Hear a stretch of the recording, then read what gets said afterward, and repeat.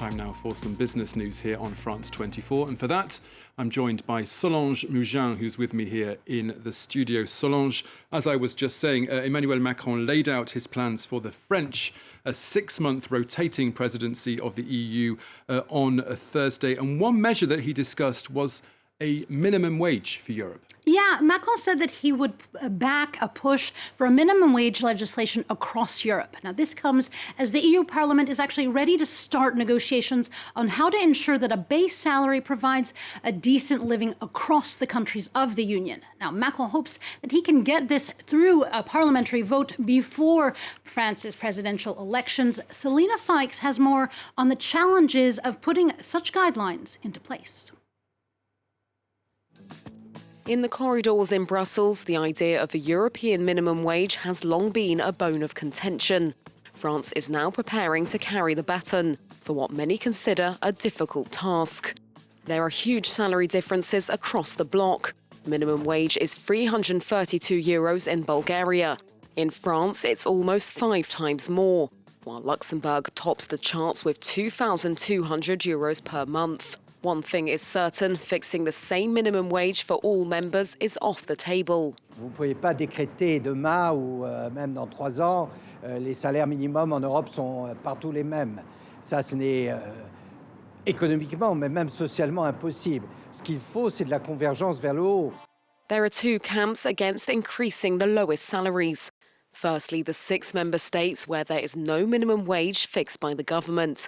In these countries, negotiations between employers and trade unions set pay rates. High-wage Nordic countries argue guidelines from Brussels could ultimately lead to lower wages. Meanwhile, Hungary, Bulgaria and Romania, where the minimum wage is less than €500, don't want salaries to increase too quickly.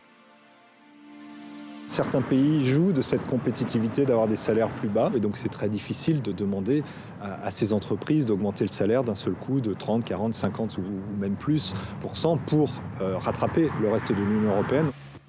For now, the most likely outcome is an agreement that minimum wages should be 60% of the average salary in each member state.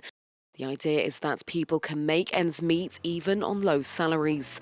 Though with opposition from several sides, the result could be a more watered-down agreement. That was Selena Sykes reporting there. Let's move on now to a quick look at the markets. Solange, how have they progressed and how have they begun today? Well, across the board, Asian markets were down on Friday. This comes as the markets are realizing that many nations have gone into somewhat slower lockdown mode over the coronavirus. Now, here in Europe, the start of the day was down as well after a weak lead by the Asian markets and by Wall Street before it. Investors are actually waiting for the U.S.'s Consumer Price Index data, which will be released later today. It is expected to show that inflation is well indeed in place in the United States. Now, in the United States, American Airlines has announced that it plans to cut down on international flights next year. It says it will only be at 80% operational service in 2022.